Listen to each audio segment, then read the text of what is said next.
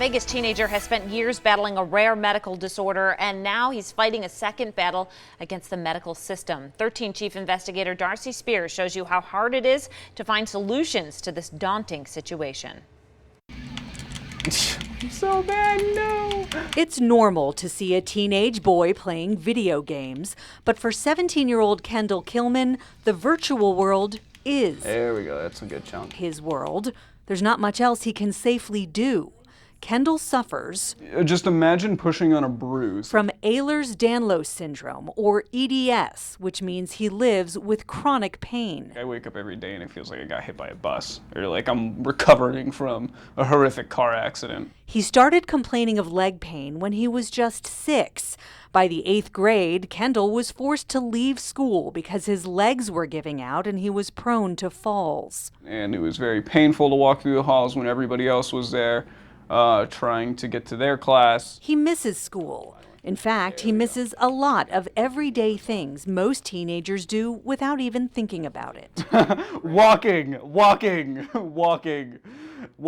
showering, being able to fix your own food. And being able to hang out with friends. Horrible social life because of this. Social life still matters to Kendall, but his mom is worried about real life too. It's just been one hurdle after another. So this is my office. Navigating the medical system is like a full-time job. We have to jump through all the hoops like circus bears. The first obstacle was getting a diagnosis. In May of 2009, he was diagnosed with a mild form of scoliosis. In 2012, we checked for Lyme's, juvenile arthritis, Crohn's testing. 2013, we're dealing with more chronic pain, leg weakening. He gets diagnosed with fibromyalgia.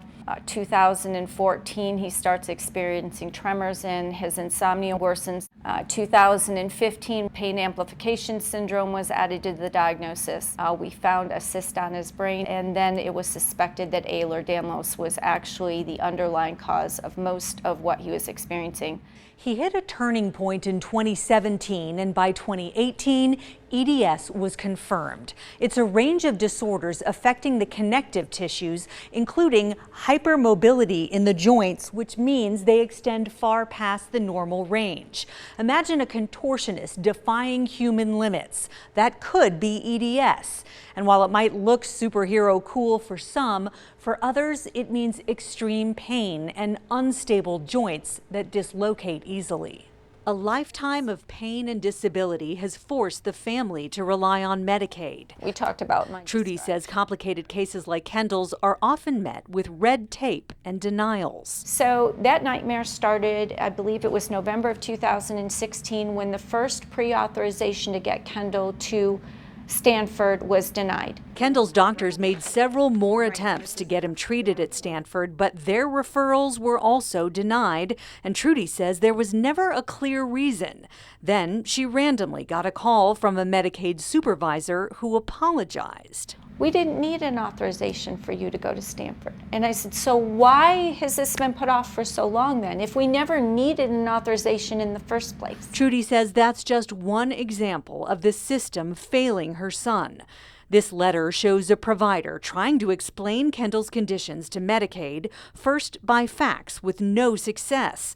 When they called Medicaid, they were told the fax was disconnected and the provider needed to set up a portal, but the portal rejected it too after several weeks of trying to just send a form. So why is it we have to jump through so many hoops? Why are we waiting?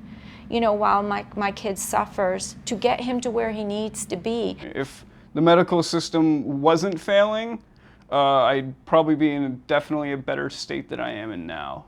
Nevada Medicaid tells us they must abide by federal guidelines, but within those rules and guidelines is significant flexibility to get patients what they need. They say, as with other health insurance policies, there are some services that are not covered, which may lead to frustration. We have links on ktnv.com where you can learn more about Kendall's journey and EDS. Darcy Spears, 13 Investigates.